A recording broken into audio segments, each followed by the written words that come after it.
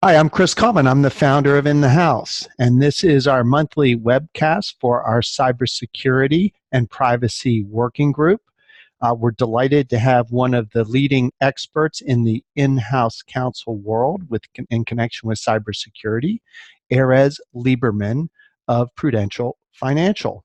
If you want to know more about In the House, you can check us out at www.inthehouse.org. I encourage all in-house counsel, as well as all those who support the in-house counsel community, to take a look at our website. Again, www.inthehouse.org. Okay, hi, I'm Chris Colvin. I'm the founder of In the House. We're a community to empower in-house counsel by connecting them with their peers, providing thought leadership programs, and providing educational opportunities for innovative in-house lawyers at many different companies.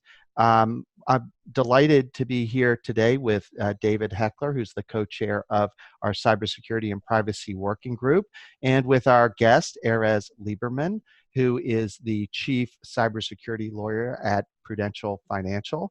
And he's one of the real experts from the in-house legal community on the really vital issue of cybersecurity, which is much in the news the last week or so because of Iran and some of the threats that people are perceiving in terms of their cyber security apparatus. So David, I will pass the baton to you for this first of our cybersecurity and privacy working group sessions of 2020.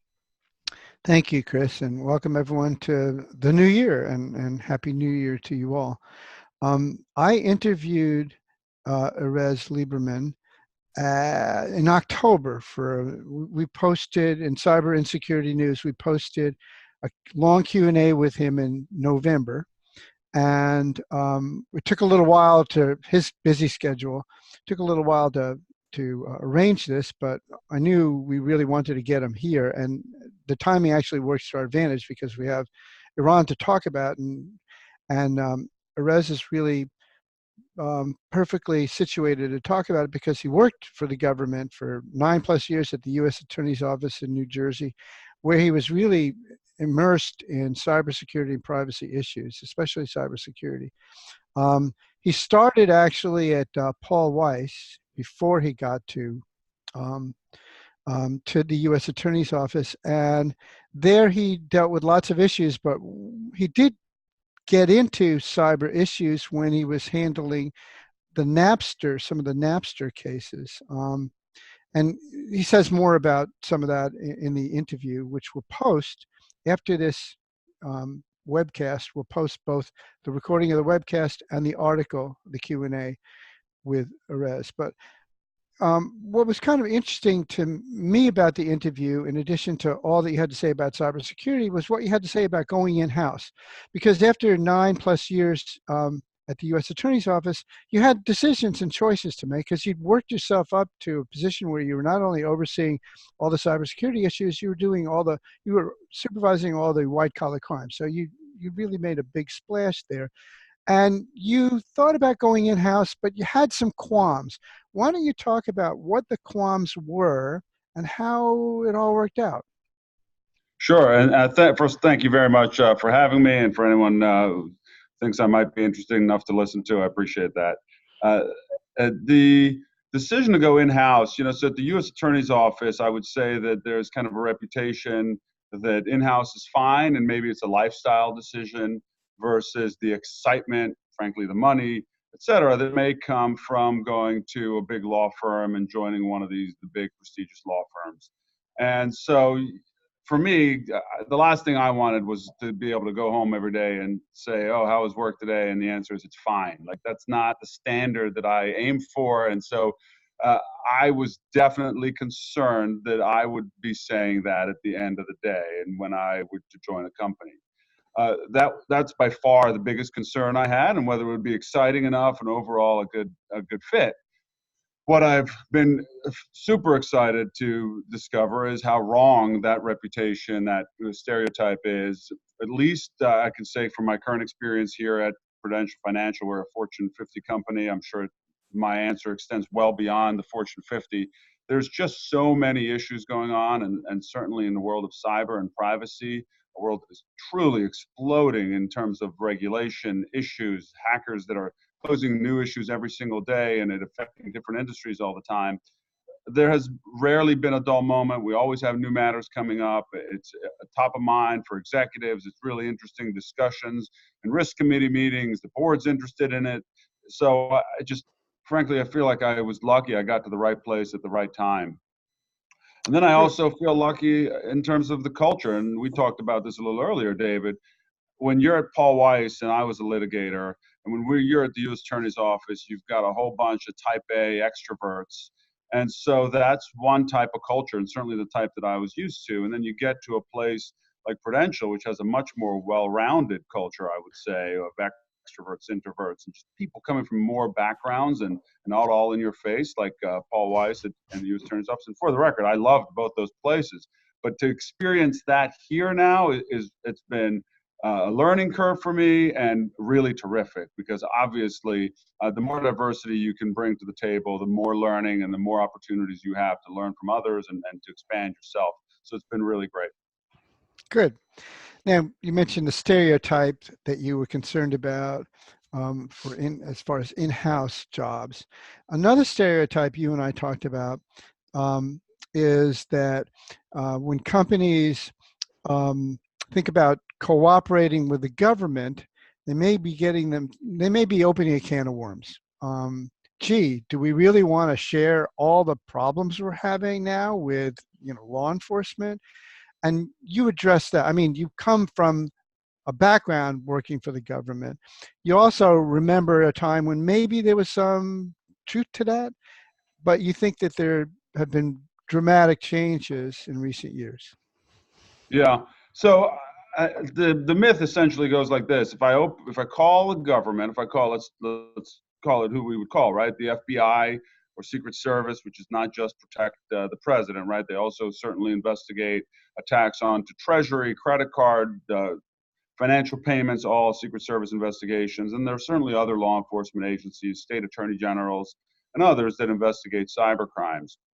And the myth is that if you call them, they're going to send a team to your offices. They're going to grab your computers. They're going to take everything over, and you will lose control over your investigation, your operations. You'll stop being able to communicate amongst yourselves and with partners, clients, etc. And that's obviously really bad. And I do think that some of that myth comes from a few examples back in the day. We have one that we kind of joked about, but it was no joke, at the U.S. Attorney's Office in New Jersey, where we had an investigation into a hack in the Gap world, the Gap store, and the law enforcement went in, seized the server. Turns out it took the Baby Gap online website off for a little while. And so that's not good. It did not go unclothed, but it's not good. You don't want to disrupt business, and we understood that. But that's so long ago at this point. That was even before my tenure, and I started in 2004 at the U.S. Attorney's Office. So that's how far back we're talking at this point. By my tenure, a few years in, before 2008, we had an investigation. I'll say it was into insider threat at Medco, and I say this only because it's a very public case at this point. This individual had put in a logic bomb to delete all of Medco's servers because he was a disgruntled employee. We needed to get information about what could be done and what evidence we could prove with respect to this individual. And so we contacted Medco and said to them, when would be good for you if we came in? And by we being the FBI, they said really 1 or 2 in the morning is our best time. And so guess what? The FBI showed up a little before that. They did everything they needed to do, and they got out of there before operations needed to start in the morning. So I think that's an example of law enforcement working as closely as possible, trying to seek as little damage to a company in terms of an investigation. And if you think of what law enforcement's messaging is today with respect to the need to work together and to cooperate, if law enforcement wants to have that go anywhere, if they want any cooperation, they need more stories like that so that companies will come forward. And so there's every incentive in law enforcement to do it more along the lines of the story that I shared with respect to coming in and being helpful and working around a company's schedules than around some of the nightmare myths that people hear about, and may still occur. I don't want to say that it never occurs, but I think by and large, FBI, Secret Service, and other law enforcement agencies have really adapted and worked with victim companies and treat them as victim companies, even if sometimes from plaintiffs and from regulators, victim companies are treated as the bad guy. I'm going to stop here for 1 sec and ask if anyone wants to ask Erez a question about cooperating with government agents, how you might make first contacts. Any questions at all on the subject of companies and government entities cooperating on cybersecurity and privacy? And I'll briefly unmute all in case anyone wants to ask a question. All the time where he said, she said. So if it's not, See, that's why we mute all, because there's usually background noise. But does anybody have a question before we go back on mute? Does anybody have a question before we go back on mute? All right, we're going back. You can unmute yourself, by the way, also. All right, so it looks like, all right, Erez and I are unmuted again. Yes. Okay. I did have a question, David, since no one else chimed in. So there's been some chatter, Erez, or news reports really about and I don't want to get political at all, but there has been notices in the news that the current administration is not making cybersecurity a priority. My question for you is not really about the politics, but about have you seen any diminution in the government services currently available to corporations that may want to reach out to get assistance on a cybersecurity matter, or has it been sort of the same business as usual? I frankly think it's been increasing in the same rate it was increasing under previous administrations, so not political at all. I think that the government has been increasing its services. It continues in that direction. We, for example, in the financial services world, certainly get a lot of help. Treasury has reached out and is working with those companies in the financial services world. They have a mindset of eventually there will be a financial service crisis, and it might be due to a data breach. And if it is, or if it is due to a big attack from a foreign nation state, for example, what has Treasury done to help companies increase their resilience? And so they have been holding meetings, working with us. And I would say, frankly, that that's not just limited to us. The Financial Stability Board, comprised of regulators around the world, is really focused on this, is holding meetings. There's one later this month about that. So I think government entities as a whole are concerned about the ability of cyber to impact beyond just critical infrastructure, which is, of course, kind of first thing that comes to mind, but also the financial services world and other areas. And they are helping and trying to help with that. Good to know. That reminds me, one of the comments that you made in our interview that sort of took it in an unexpected direction was the fact that as an international company, you travel a good deal and you have an interest in cooperating with governments outside of the US borders. And you talked about the state of cooperation abroad and what your company is trying to do to enhance that. You want to talk about that? Sure. So, I think there's certainly an external to the United States attitude that the rest of the world is more advanced than the United States in privacy. And I think that attitude is certainly felt in Europe, and we've seen some of that as the discussions of the European GDPR were about. And I think that's still an attitude that's out there. I don't need to debate whether that's true or false. Obviously, I think we have a pretty well-developed privacy system here.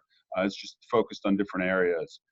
But I do think that in terms of law enforcement and cybersecurity and revealing data breaches, we are more advanced. We have had, before GDPR in other countries, we had data breach notification laws. I think that's why you heard of some of our data breaches where you didn't hear of some of the international ones. And then law enforcement has really, because of that, learned about these cases and has worked closely with companies for a longer period of time than law enforcement has around the world. Prudential, for example, has a large presence in Japan. Half of our presence is in Japan.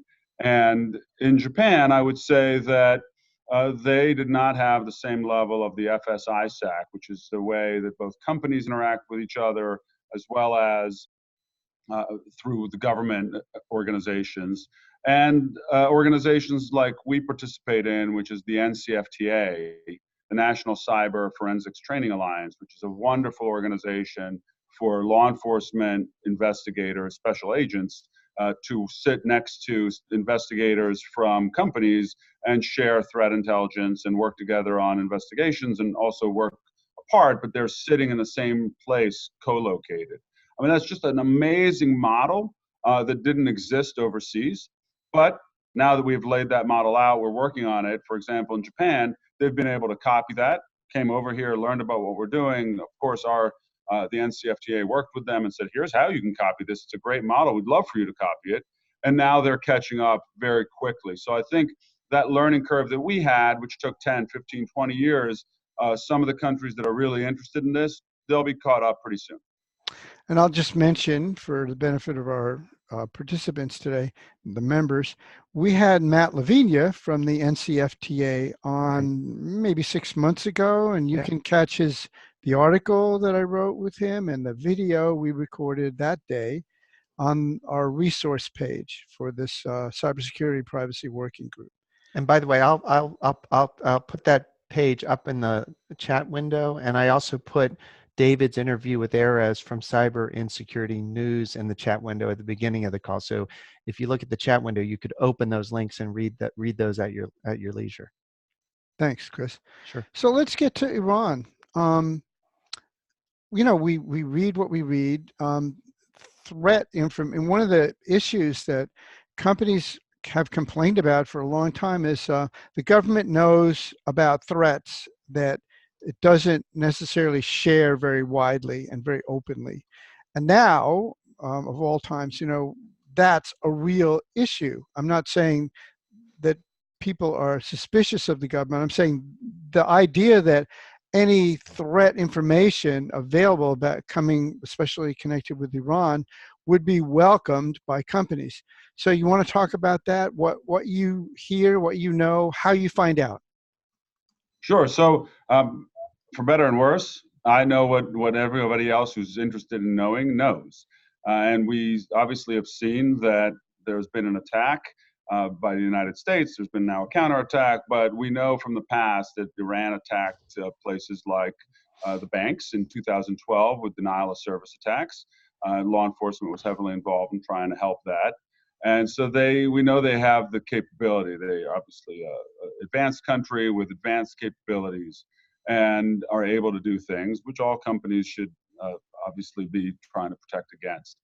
The government, I think, has done a really nice job, CISA in particular, of putting out indicators and sharing that. And then different intelligence agencies, not intelligence agencies, information sharing groups and trade associations. So for us, for example, SIFMA has been very active, the FSISAC, very active, two financial services groups in helping to spread communications, but communications that are available to all of us through CISA, but in case people aren't signed up for their mailing list or not checking CISA's website, they're spreading that information. And those have been really helpful, giving indicators of compromise, IP addresses, other things companies should do to check about the current threat.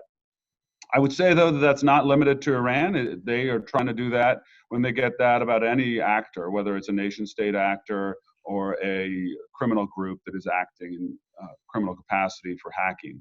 And they're trying to share that information. It's certainly for DHS and for the law enforcement agencies, this information sharing question is one they've been trying to solve and how to do it better and get real-time information to companies that's actionable.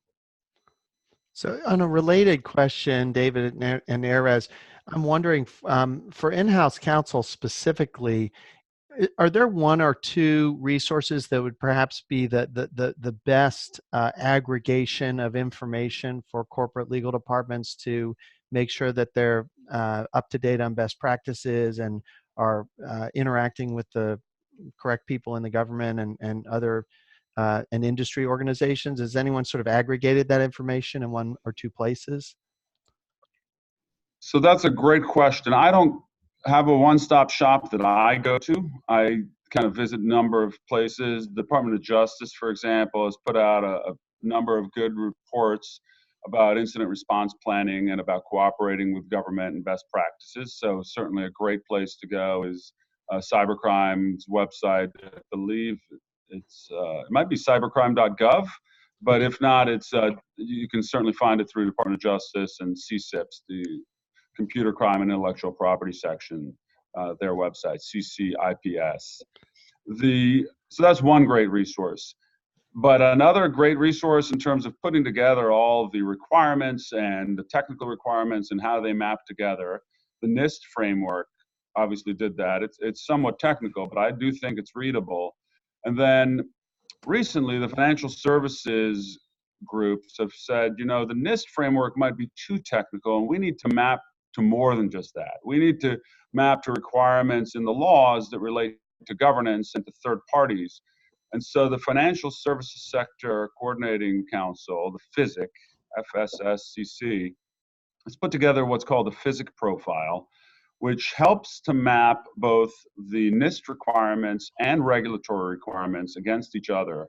And I think it's a tremendous effort that a number of different groups did between BITS and the Financial Services Roundtable, a Bank Policy Institute, the PHYSIC, and a lot of companies like ourselves that participated in to help put together this profile, which is an amazing resource for technical, risk, law, compliance people alike. I'd highly recommend that.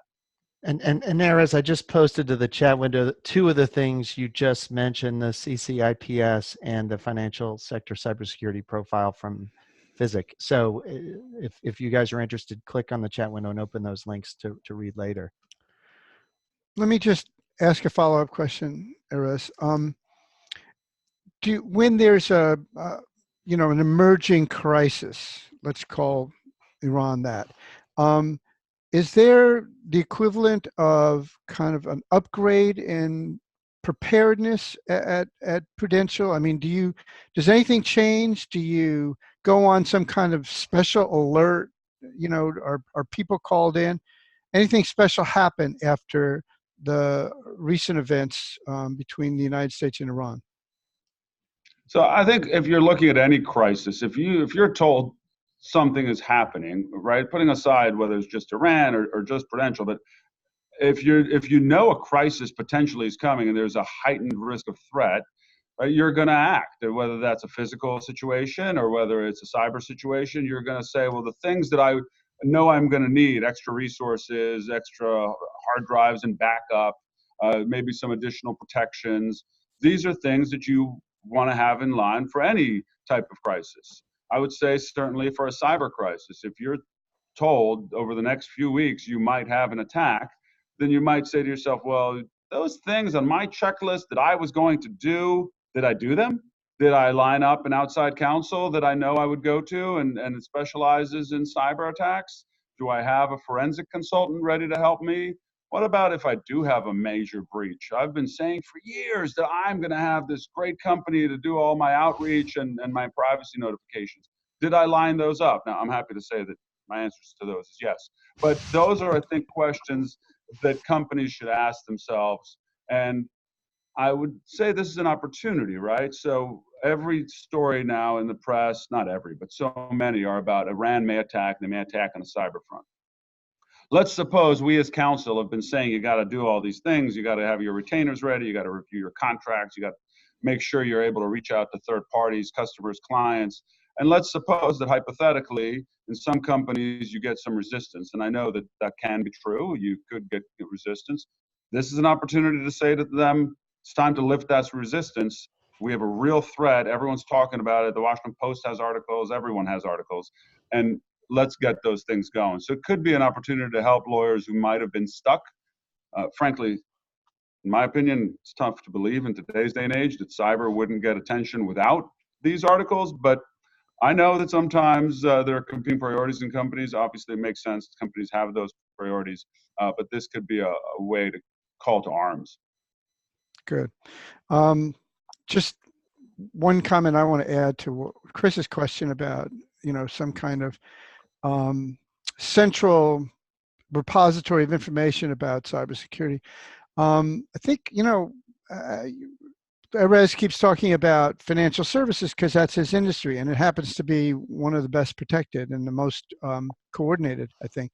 But it's a lot of the information is matter of coordinating among members of the same industry. So he mentioned CISA, the Cybersecurity and Infrastructure Security Agency, and we had I think Dan Sutherland on one time to talk about that. And if you're part of the critical infrastructure in this country, you know a lot about CISA, and they know a lot about you, and that's a clear connection you're going to tap into. But if you're part of another industry, if you're not financial services in the FS ISAC, there are other ISACs that you're probably already familiar with. If you're not, you should be. So that's just a basic that probably everybody here already knows, but just want to make sure that we acknowledge that. And if nobody has additional questions about government threat information and about this particular crisis, and I'll pause for a second, I'm going to move to phishing, which is a subject that every company is concerned about. And Erez had a lot to talk about. But first, does anyone want to talk about government cooperation, the threats that we're all thinking about now, before I change the subject? With some trepidation, I'm going to unmute all again and see how noisy it gets. And then, anybody have any questions so far? All quiet on the Western Front. Are you raising your hand? Is there someone raising their hand? No. Okay. No. You can actually do an electronic raising in the hand, but I don't see that. So, hold it. That was just a cough. A cough. Okay. Okay. All right. A polite cough. Okay, I'm going to mute all, and then I will unmute you, Erez and David, so that there's no confusion. Here we go. So. All right. So phishing. It's been a topic out there for a while, but it seems to be, I guess it's a winner for the bad guys, because you've got so many more entries. You've got, instead of like trying to break into the system through its own little flaws, all you've got to do is find someone who can be tricked into helping you do that. So how do you solve that problem at Prudential, this whole phishing vulnerability? Well, let me start by saying that anybody who says that they've solved the cyber problem is overstating it. And I, for one, have never said to anybody that we're 100% secure or that we have solved any cyber problems. I'll have execs say to me, "Are we safe today?" And I say, "No, we're taking all reasonable steps to be safe. That does not make us safe." If hackers are able to get into the Pentagon, if they're able to steal plans to the F-35, then I believe, and maybe I'm cynical, that they can get into any location they want to get into. So both because it's true, and also because if a hacker were ever listening to anything I have to say, I don't want them saying, "Well, that guy says I can't beat him, and I'm going to go make it my personal mission to beat him." Then they'll make it in. And I know some people who've been in articles. Frankly, a colleague of mine had an article in the Times years ago in which he said, "This is a personal issue for me with these hackers." And I couldn't believe it, because I've sat in front of hackers for interviews. They're very smart. They're very determined. They're very patient, especially now. They'll wait a year to get in. And so you never want to make yourself their target. Let's start with that. With respect to phishing, the hackers, I think, years and years ago, had an ethos of defeating security. It was for them a way of proving that they're smarter than the hacker down the street. And then they'd go online and they'd say, "I cracked it." And they'd have names for their groups, and they would crack software for games and distribute that. And there was a lot of pride in hacking. It was a wholly different issue. Once money became such a critical factor in hacking, and then of course now it supports nation states. We hear it supports nations that are cash starved. Hacking supports them. So it's a very different issue now. It's no longer is there a pride. It's now, well, just how can we get in? What is the simplest way to getting in?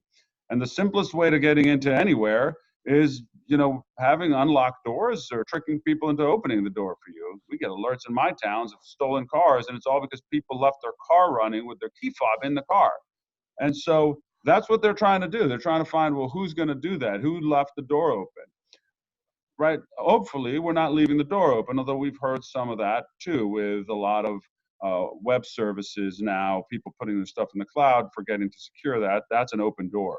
But the way to trick us into opening doors is a way favored by all hackers, including the world's most sophisticated nation-state hackers who have professional army members doing the hacking.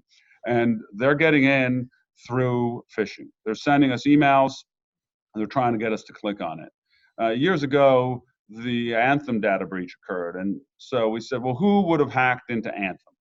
And earlier this year, I guess it was last year, 2019, the government indicted a number of Chinese operatives for hacking into Anthem. And there was a whole lot of different theories as to why they would want to do that. I'm not sure which one is true, but I found one to be interesting, which is that if you hold medical information about individuals and then you use that medical information as a basis for spear phishing, right? Targeted phishing attacks, you got a really good likelihood that they're going to click on that. And I imagine when I heard that, I said, if I got an email that said, this is from your actual doctor who did my knee surgery, and he said, I'm calling and need you to click on something with a repair or, updates on surgery procedures or something along those lines, pretty good chance I'm going to click on that email. That kind of attack would be really sophisticated. And so if you have that about military members, people with access to secret information, or people high up in an organization which has personally identifiable information, credit card numbers, et cetera, you could really do some better phishing attacks. And so really interesting that they may have done it for that purpose. I'm not sure it's true, but it's interesting if it is. Beyond that, the more simple phishing attacks still work, right? You hear about phishing attacks to gain entry, and they still work with your emails that say your computer system, your hard drive is full. You got to clean up your hard drive. You got to clean up your inbox, and people are still clicking on those, mad that their IT department sent it to them, not realizing that it wasn't their IT department. Storage costs have gone down so much. Right. Probably shouldn't be getting those IT department emails, and instead it is a hacker and who just got a foothold in. And all it takes is one to get the foothold. Now, hopefully, we have compensating controls after that to help alleviate, even if they did click on the email and let someone in. But that's really the shift that we saw earlier and is the preferred method today of getting in. And so what kind of training do you advocate? And what have you found works best for you? I think the best training is test emails. There are a lot of different companies out there that do really good test emails, phishing tests. You get them, you click on them, and they should both tell you that it was a phish, tell you why you failed. Ideally, if you succeeded, they also are able to give you a little bit of information and indicators. I heard there's a number of companies, and without saying names and endorsing them, but who realize that the people who catch these phishing ones and identify them all correctly, or send not tests, but send legitimate phishing emails to a phishing inbox at a company. Once they gain trust, they treat those people as kind of super users and are able to then trust that when they are sending that, if it was undetected by the company, that may be a pretty good indicator for the company to treat that whole set of emails across the enterprise as malicious. But the training that goes along with the actual test, I think, is the top way to get people to understand that. There are a number of companies we've done and been through surveys, and without talking specifically just about what we do, a number of companies, though, that if you click on one once, you get a warning. If you click on another one, you may get another warning, and your supervisor is told that you messed up a phishing email. Companies will revoke network access or require you to go through extra levels of approval for any kind of email or network access if you click on 3 of them.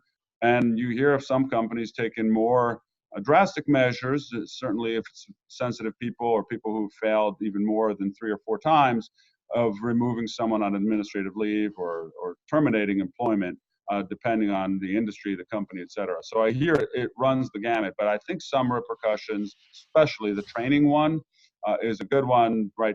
Extra training if you fail a certain number of times, really good. And regulators have asked on that, like, what are the remedial steps that you take if your individuals do fall prey to this? And so being able to say that you have an escalation protocol and you do additional training, I think is great. Now, you're also a big believer in external audits of how your program is functioning. Why? It's difficult in today's day and age to always stay on the same page or trying to keep up, or certainly definitely difficult to be ahead of the hackers. It takes a long time to implement technology. It's difficult to implement it correctly, and you want to make sure you're doing that. So ideally, there's an internal program, risk identification program, an information security office that is testing this between risk, compliance, internal audit. There are different opportunities to test your own program and to repeat that on an annual basis.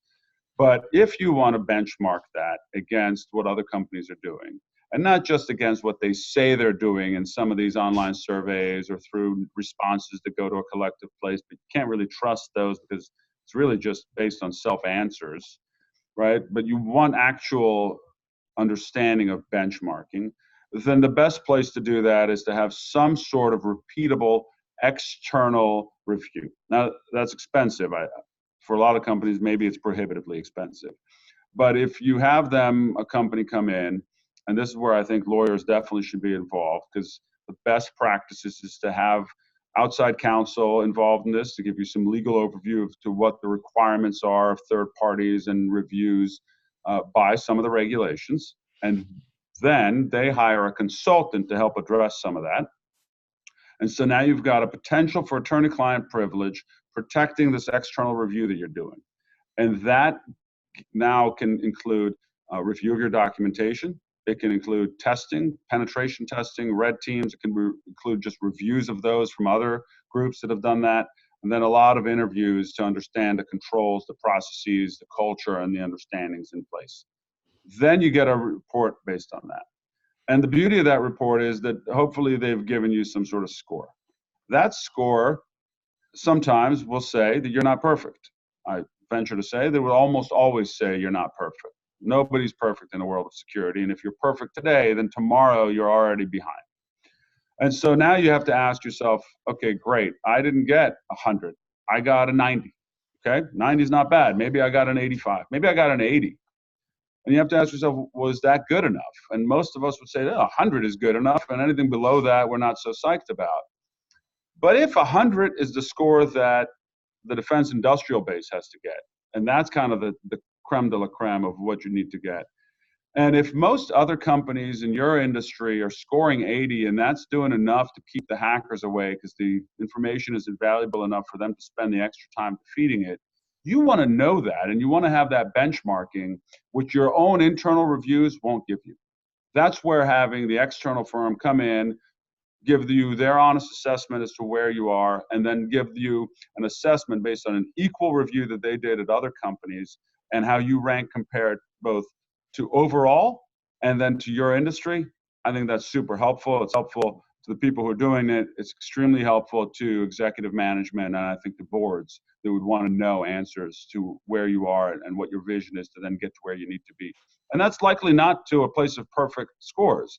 Right, that's for the defense industrial base. That's for the Pentagon. For us, it's somewhere lower than that, and you got to figure out what that is and make sure that the board understands that and executive management understands. The answer isn't perfect. It's what's right for us. So David, I had a follow-up on that if I could. You mentioned that in that particular situation, it's important to get lawyers involved, and that raised one of the things one of our main priorities in the house is to really work with in-house counsel to help them have a long, successful career in-house. And obviously, there's been a big uptick in the involvement of in-house lawyers, especially in cybersecurity issues. So my question for you, Erez, is for lawyers that maybe know a little bit about cybersecurity and are curious about how they can maybe pivot a little bit and become more of a cybersecurity lawyer and maybe even change roles eventually within their company or at another company, what advice would you give lawyers that are intrigued and want to perhaps make that kind of career transition? Because you very successfully you started earlier than most, but you did at some point make a transition to being a cybersecurity lawyer. So I'm sure people would be interested in hear your own personal story and what you would recommend for others that are interested in emulating Sure. your path. Sure. So my personal story is definitely going to be different than most because I went to undergrad. I was brainwashed at home that aerospace engineering was the way to go, and you got to be able to support yourself. And so I am an aerospace engineer by training. I studied aerospace engineering, even though by the time I reached high school, I at least overcame the brainwash enough to know that I wanted to be a lawyer because I was a debater. So really cool. You know, all debaters are cool, right? So that's now picture what I was like in high school. But I would say that then I went into engineering. I did love it, although it was a lot too much work. What I took out of engineering school was the ability to say I'm a rocket scientist, and just about that's it. But that interest in technology and then the ability to interact as a cyber attorney with the tech folk, and right, so I was brainwashed by an engineer. My dad's friends were engineers. When they heard I was going to law school, there was like a collective, oh, why? Why would you do that? So that's, I think, to a lot of people, that technologists think that about lawyers. And so I would say that I'm able to overcome that by immediately coming to a meeting with technology people or IT people and saying, hey, me too. I was an aerospace engineer and I love that. And so don't worry about the fact that I'm a lawyer or talk to me like I'm an engineer. And that is immediately diffusing of any kind of tension that exists there. But you don't have to have that. One of the guys on my team who was also happened to be with me at the Department of Justice, and I lured him to come in-house, did not have a technology background. He more typical uh, political science type background that lawyers have. And he is now a super technologist. He's just really interested in it. He reads about technology. He got his certified information security specialist certification, took the exam for that, which really a lot of technology people don't even have. And so he's just taken that interest. And again, that does two things. One, it lets the technology people he works with know about that and know that he's legitimately interested and not just doing a job. And two, it lets him talk that game with them and really understand in a way that others may not understand. And so those have really allowed him to build great relationships. I got another person on my team. She also has really taken a liking to that. She didn't take the test, but she did take the CISSP course to understand that technology. So my recommendation for those who are interested in going into this field and want to build those bridges with the technology people is to gain a little understanding, at least a basic understanding of networks and computers, endpoints, et cetera, to have that kind of discussion. And then to talk more with people like me and others in the field about this type of law and what the issues that are facing us. I have been on panels with David that I think do a great job through the In-House World Association of Corporate Counsel and others that really give a great understanding of what the role of in-house counsel is. If I'm allowed to do a shameless plug, and you're not going to mute me fast enough, I would say that I am on the advisory board for the Georgetown Cybersecurity Law Institute, and that I think is really one of the top two-day conferences about the role of cyber law, and it's held in DC at Georgetown, conveniently for most people, in May. So I would highly recommend that. The speakers that we have lined up for this year, and I'm not promoting myself, I'm not on the speaker list, are really great, and we try to bring them from different industries. And so I think going to conferences like that, PLI also puts together some great programs, a really great way to learn, but also to network and to really meet others in the field, because this field's evolving all the time. And so you need to be able to pick up the phone and say, hey, what's going on? And what are you doing about this law? And how can we think through this law? Because the law is 6 weeks old and I don't know what to make of it.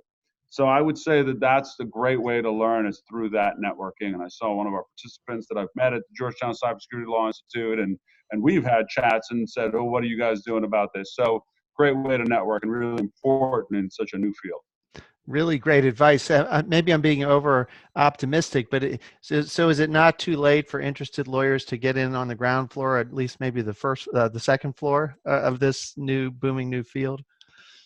I think it isn't too late. I think that the financial services world and the defense world has certainly had, and probably they now have, cyber attorneys and attorneys that have expanded beyond privacy or come from more technology side and do cyber law. I think some of the other worlds have not. right? You still see that as a maturing, field for other industries. And I Right. think even within our industries that are, right, financial and defense, there's a lot more to go, and the issues are just expanding.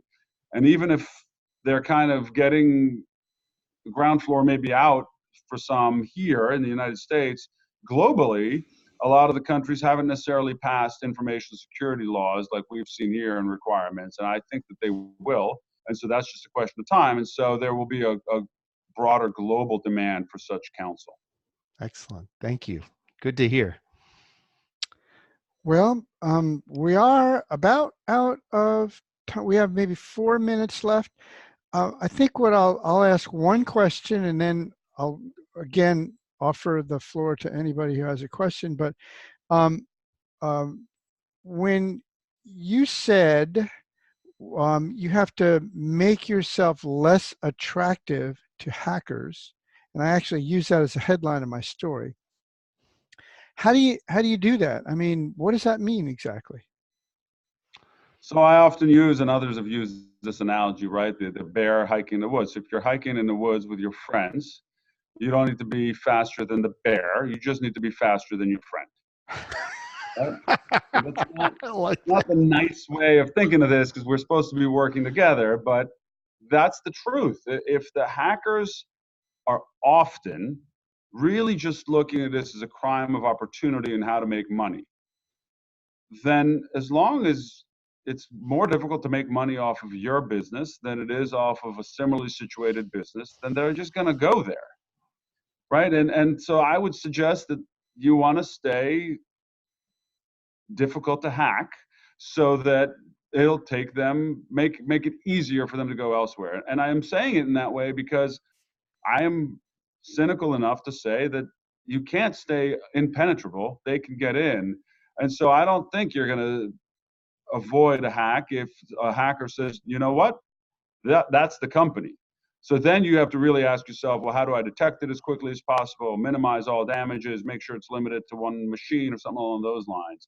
And that's your hope in that scenario. But if you're saying to yourself, how do I avoid being on their target list?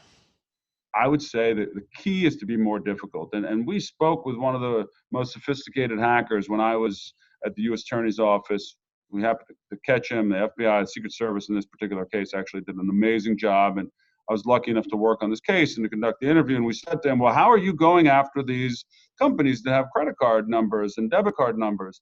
And they said, well, we looked at the list of Fortune 500 companies. We went down the list and started hacking. And that's it. Like, that's how they chose their targets, right? It's not very sophisticated. And so if they get down to your company and you're difficult to hack, then hopefully they move to the next company and they say, well, they already have some gaps. Forget this other company. It'll be faster to get this one. And that to me is the most important, right? Make it not worth their while to get into your systems. So the other element of that, sorry, David, give me one last go ahead. second on that. Yeah. And that I would just say is, if you make it so that they can't monetize your data, then you've also done that. So even if they got in and you're a credit card company that does require a chip and a PIN and all these other protections, then they may say, well, forget it. Let's go find someone who it's easy to make money off of them because, Right. yeah, we can get into their network, but they stopped us at the ability to do anything. So those also ways to deter you as the target. I just wanted to point out that you were saying in the interview that it's one of the reasons why it really makes sense to do a lot of benchmarking. So you sort of see where your company stands in relation to the other potential targets.